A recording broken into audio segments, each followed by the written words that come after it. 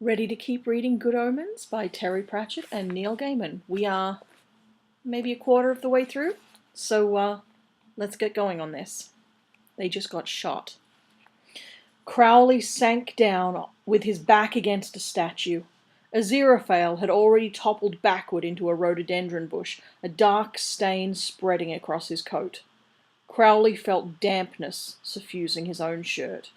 This was ridiculous. The last thing he needed now was to be killed. It would require all sorts of explanations. They didn't hand out new bodies just like that. They always wanted to know what you've done with the old one. It was like trying to get a new pen from a particularly bloody-minded stationery department. He looked at his hand in disbelief. Demons have to be able to see in the dark, and he could see that his hand was yellow. He was bleeding yellow. Gingerly, he tasted a finger. Then he crawled over to Aziraphale and checked the angel's shirt. If the stain on it was blood, something had gone very wrong with biology. "Oh, that stung," moaned the fallen angel. "Got me right under the ribs." "Yes, but do you normally bleed blue?" said Crowley. Aziraphale's eyes opened. His right hand patted his chest. He sat up. He went through the same crude forensic self-examination as Crowley. "Paint?" he said. Crowley nodded. "What are they playing at?" said Aziraphale. "I don't know," said Crowley, "but I think it's called silly buggers." His tone suggested that he could play too, and do it better. It was a game. It was tremendous fun. Nigel Tompkins, assistant head of purchasing, squirmed through the undergrowth, his mind aflame with some of the more memorable scenes of some of the better Clint Eastwood movies. And to think he believed that management training was going to be boring too. There had been a lecture, but it had been about the paint guns and all the things you should never do with them, and Tompkins had looked at the fresh young faces of his rival trainees as, to a man, they resolved to do them all if there was a half a chance of getting away with it. If people told you business was a jungle and then put a gun in your hand, then it was pretty obvious to Tompkins that they weren't expecting you to simply aim for the shirt. What it was all about was the corporate head hanging over your fireplace. Anyway, it was rumoured that someone over at United Consolidated had done his promotion prospects a considerable amount of good by the anonymous application of a high-speed earful of paint to an immediate superior, causing the latter to complain of a little ringing noises in important meetings and eventually to be replaced on medical grounds. And there were his fellow trainees. Fellow sperms, to switch metaphors, all struggling forwards in the knowledge that there could only ever be one chairman of Industrial Holdings plc, and that the job would probably go to the biggest prick. Of course, some girl with a clipboard from personnel had told them that the courses were going on were just to establish leadership potential, group cooperation, initiative, and so on. The trainees had tried to avoid one another's faces. It had worked quite well so far. The whitewater canoeing had taken care of Johnston, punctured eardrum, and the mountain climbing in Wales had done for Whitaker, groin strain. Tompkins thumbed another paint pellet into the gun and muttered business mantras to himself. Do unto others before they do unto you. Kill or be killed. Either shit or get out of the kitchen. Survival of the fittest. Make my day. He crawled a little nearer to the figures by the statue. They didn't seem to have noticed him. When the available cover ran out, he took a deep breath and leapt to his feet.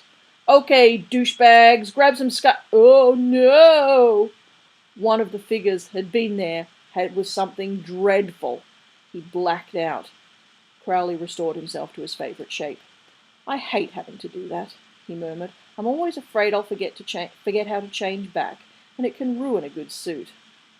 "I think the maggots were a bit over the top myself," said Aziraphale, but without much rancour.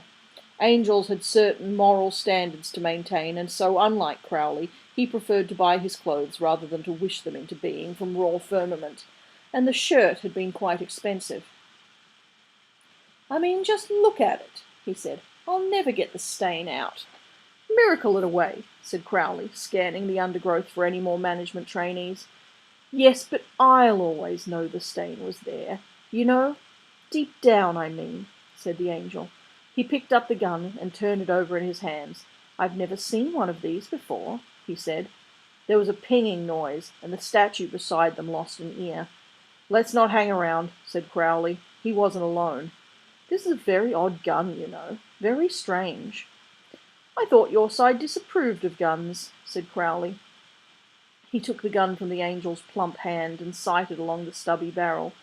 Current thinking favours them, said Aziraphale. They lend weight to moral argument. In the right hands, of course. Yeah, Crowley snaked a hand over the metal. That's all right, then. Come on. He dropped the gun onto the recumbent form of Tompkins and marched away across the damp lawn. The front door of the manor was unlocked. The pair of them walked through unheeded. Some plump young men in army fatigues, spattered with paint, were drinking cocoa out of mugs in what had once been the sisters' refectory, and one or two of them gave them a cheery wave. Something like a hotel reception desk now occupied one end of the hall. It had a quietly competent look. Aziraphale gazed at the board of the aluminium easel beside it. In little plastic letters, let into the black fabric of the board, were the words, August 20 to 21, United Holdings plc Initiative Combat Course. Meanwhile, Crowley had picked up the pamphlet from the desk. It showed glossy pictures of the manor, with special references to its jacuzzis and indoor heated swimming pool, and on the back was the sort of map that conference centres always have, which makes use of a careful misscaling to suggest that it's handy for every motorway exit in the nation, while carefully leaving out the labyrinth of country lanes that in fact surrounds it for miles on every side. Wrong place? Said Aziraphale. No. Wrong time, then. Yes. Crowley leafed through the booklet in the hope of any clue. Perhaps it was too much to hope that the chattering order would still be here. After all, they'd done their bit. He hissed softly. Probably they'd gone to darkest America or somewhere to convert the Christians, but he read on anyway. Sometimes this sort of leaflet had a little historical bit, because the kind of companies that hired places like this for the weekend of interactive personnel analysis or a conference on the strategic marketing dynamic liked to feel that they were strategically interacting with the very building. Give or take a couple of complete rebuildings, a civil war, and 2 major fires, that some Elizabethan financier had endowed as a plague hospital. Not that he was actually expecting a sentence like, until 11 years ago the manor was used as a convent by an order of satanic nuns who weren't in fact all that good at it really. But you never knew. A plump man wearing desert camouflage and holding a polystyrene cup of coffee wandered up to them. Who's winning? He said chummily. Young Evanson of Forward Planning caught me a right zinger on the elbow, you know. We're all going to lose, said Crowley absently. There was a burst of firing from the grounds, not the snap and zing of pellets, but the full-throated crackle of aerodynamically shaped bits of lead travelling extremely fast. There was an answering stutter. The redundant warriors stared at one another. A further burst took out a rather ugly Victorian stained-glass window beside the door and stitched a roll of holes in the plaster by Crowley's head. Aziraphale grabbed his arms. What the hell is it? He said. Crowley smiled like a snake. Nigel Tompkins had come to with a mild headache and a vaguely empty space in his recent memory. He was not to know that the human brain, when faced with a sight too terrible to contemplate, is remarkably good at scabbing it over with forced forgetfulness, so he put it down to a pellet strike to the head. He was vaguely aware that his gun was somewhat heavier, but in his mildly bemused state he did not realize why, until some time after he pointed it at trainee manager Normand Weathered from the internal audit and pulled the trigger. I don't see why you're shocked, said Crowley. He wanted a real gun. Every desire in his head was for a real gun. But you turned him loose on those unprotected people, said Aziraphale. Oh, no, said Crowley. Not exactly. Fair's fair.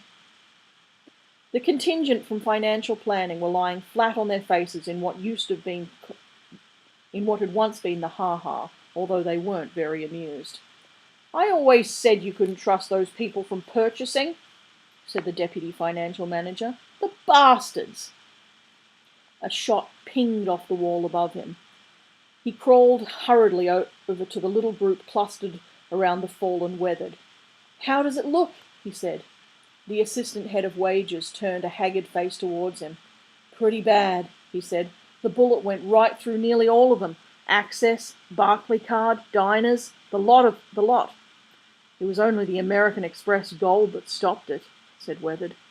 They looked in mute horror at the spectacle of a credit card wallet with a bullet hole nearly all the way through it.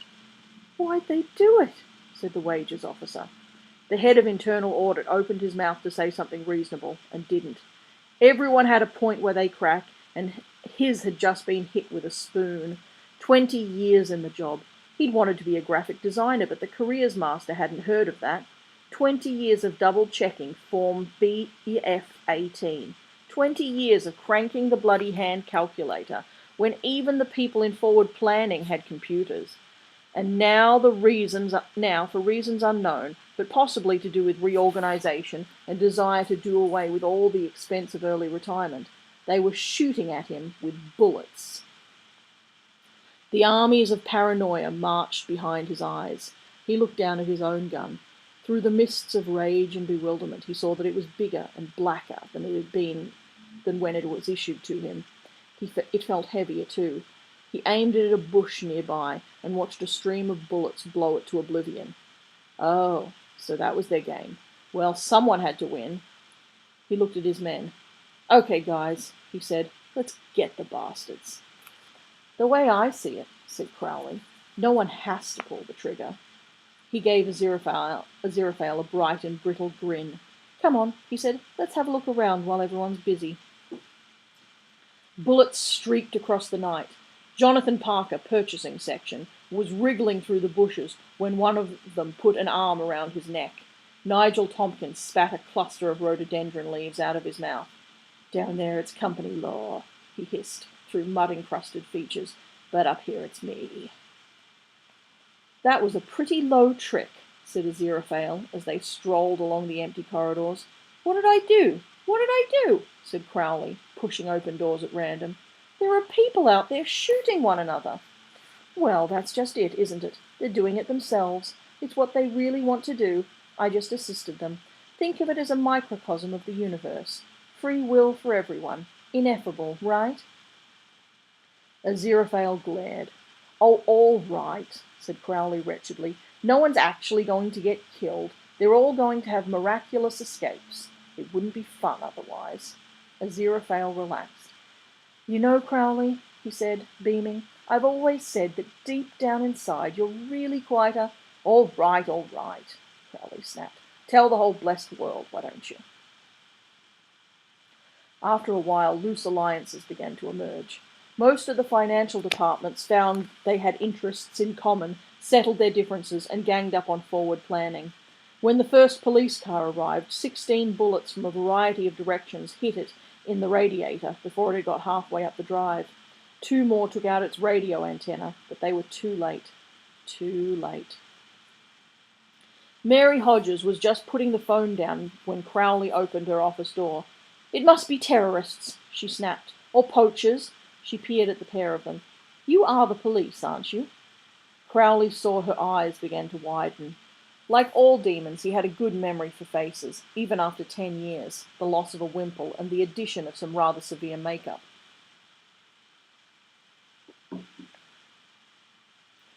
He snapped his fingers. She settled back in her chair, her face becoming a blank and amiable mask. "There was no need for that," said Aziraphale. "Good—" Crowley glanced at his watch. "Morning, ma'am," he said in a sing-song voice. "We're just a couple of supernatural entities, and we were just wondering if you might help us with the whereabouts of the notorious son of Satan." He smiled coldly at the angel. "I'll wake her up again, shall I? And you can say it." "Well, since you put it like that," said the angel slowly. "Sometimes the old ways are the best," said Crowley. He turned to the impassive woman. "Were you a nun here 11 years ago?" he said. "Yes," said Mary. "There," said Crowley to Aziraphale. "See, I knew I wasn't wrong." "Luck of the devil," muttered the angel. "Your name was Sister Talkative, or something?" "Loquacious," said Mary Hodges in a hollow voice. And do you recall an incident involving the switching of newborn babies? Mary Hodges hesitated.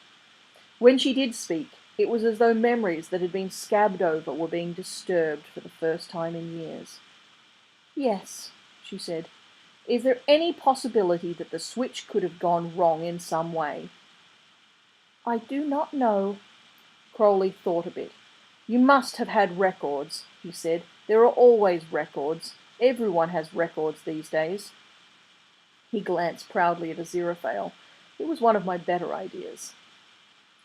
Oh, yes, said Mary Hodges. And where are they? Said Aziraphale. There was a fire just after the birth. Crowley groaned and threw his hands in the air. That was Hasta, probably, he said. It's his style. Can you believe these guys? I bet he thought he was being really clever. Do you recall any details about the other child? Said Aziraphale sweetly. Yes. Please tell me. He had lovely little toesy-woesies. Oh. And he was very sweet, said Mary Hodges wistfully. There was the sound of a siren outside, abruptly broken off as a bullet hit it. Aziraphale nudged Crowley. Get a move on, he said. We're going to be knee-deep in police at any moment, and I will, of course, be morally obliged to assist them in their inquiries. He thought for a moment. Perhaps she can remember if there were any other women giving birth that night, and then there was the sound of running feet. Stop them, said Crowley. We need more time. Any more miracles, and we'll really start getting noticed by up there, said Aziraphale. If you really want Gabriel or someone wondering why 40 policemen have gone to sleep. Okay, said Crowley. That's it.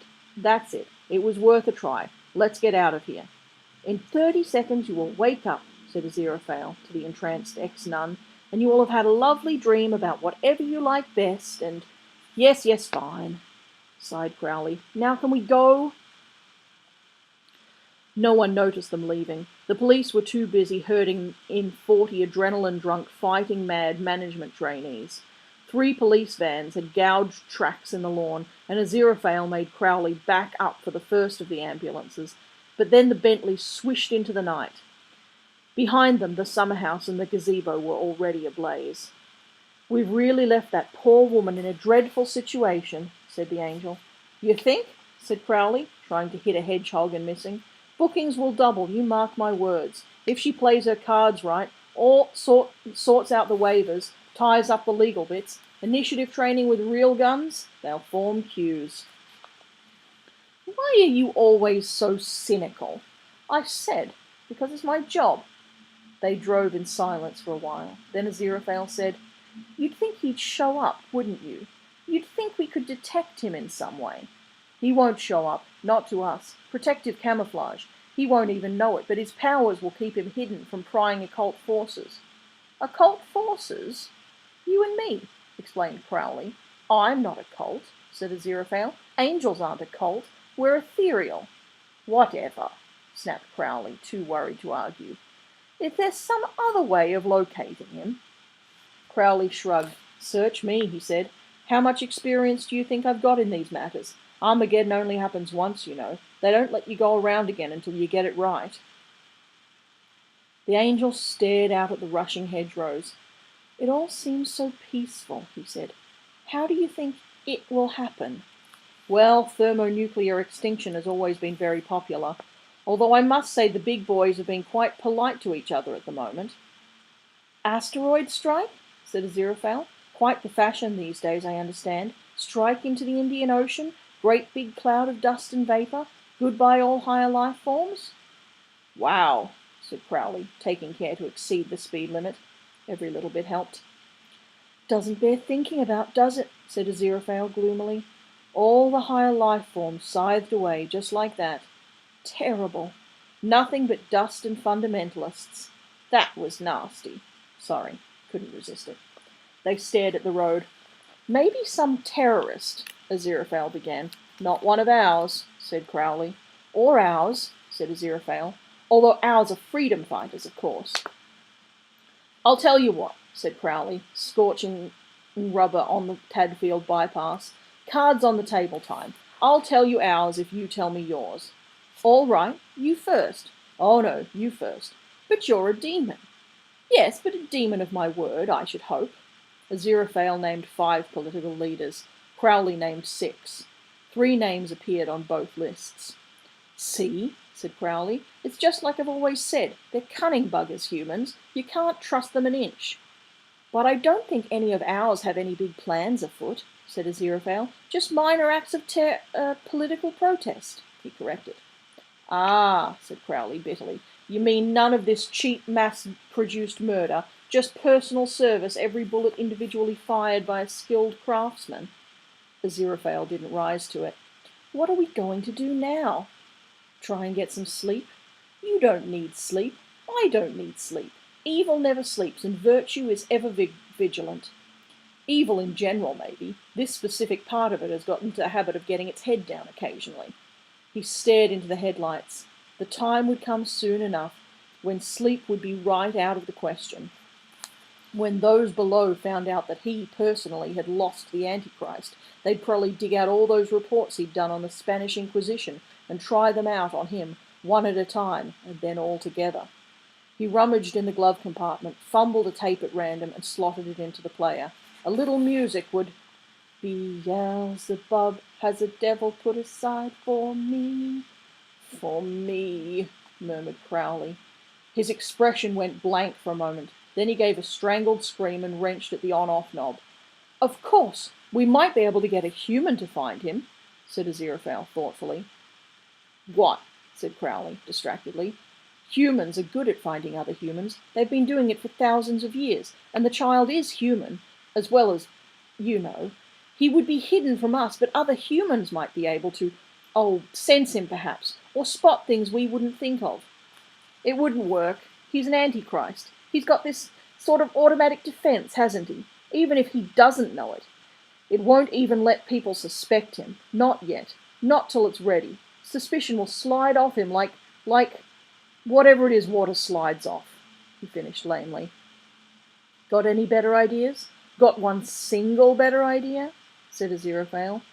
No. Right then. It could work. Don't tell me you haven't got any front organizations you could use. I know I have. We could see if they could pick up on the trail. What could they do that we couldn't? Well, for a start, they wouldn't get people to shoot one another. They wouldn't hypnotize respectable women. Okay. But it wasn't just a snowball's chance in hell. Believe me, I know. But I can't think of anything better. Crowley turned onto the motorway and headed for London. I have a certain network of agents, said Aziraphale after a while, spread across the country, a disciplined force. I could set them searching. I have something similar, Crowley admitted. You know how it is. You never know when they might come in handy. We'd better alert them. Do you think they ought to work together? Crowley shook his head. I don't think that would be a good idea, he said. They're not very sophisticated, politically speaking. Then we'll each contact our own people and see what they can manage. Got to be worth a try, I suppose, said Crowley. It's not as if I haven't got lots of other work to do, God knows.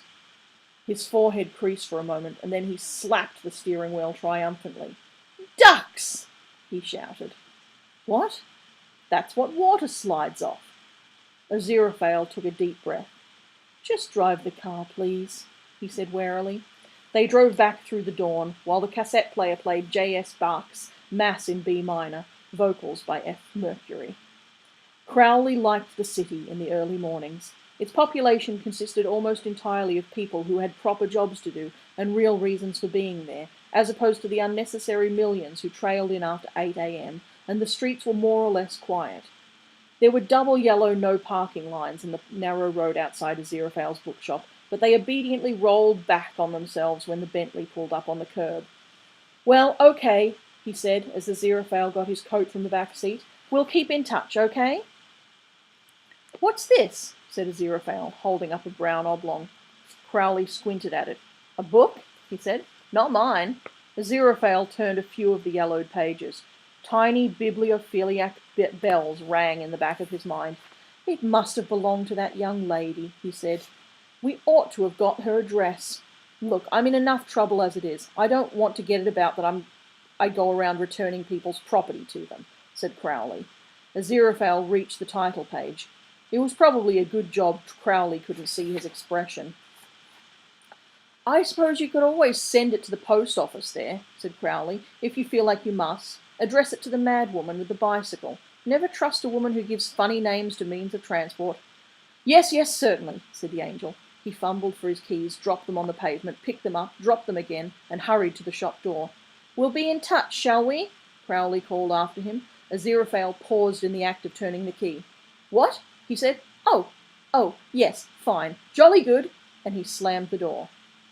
"Right," mumbled Crowley, suddenly feeling very alone. Torchlight flickered in the lanes. The trouble with finding a brown-covered book among brown leaves and brown water on the bottom of a ditch of brown earth in the brown, well, greyish light of dawn was that you couldn't. It wasn't there. Anathema tried every method of search she could think of. There was the methodical quartering of the ground. There was the slapdash poking of the bracken by the roadside. There was the nonchalant sidling up to it and looking out of the side of her eye. She had even tried the one which every romantic nerve in her body insisted should work, which consisted of theatrically giving up, sitting down, and letting her glance fall naturally on a patch of earth which, if she'd been in any decent narrative, would have contained the book. It didn't. Which meant, as she had feared all along, that it was probably in the back of a car belonging to two consenting cycle repairmen. She could feel generations of Agnes Nutter's descendants laughing at her. Even if those two were honest enough to want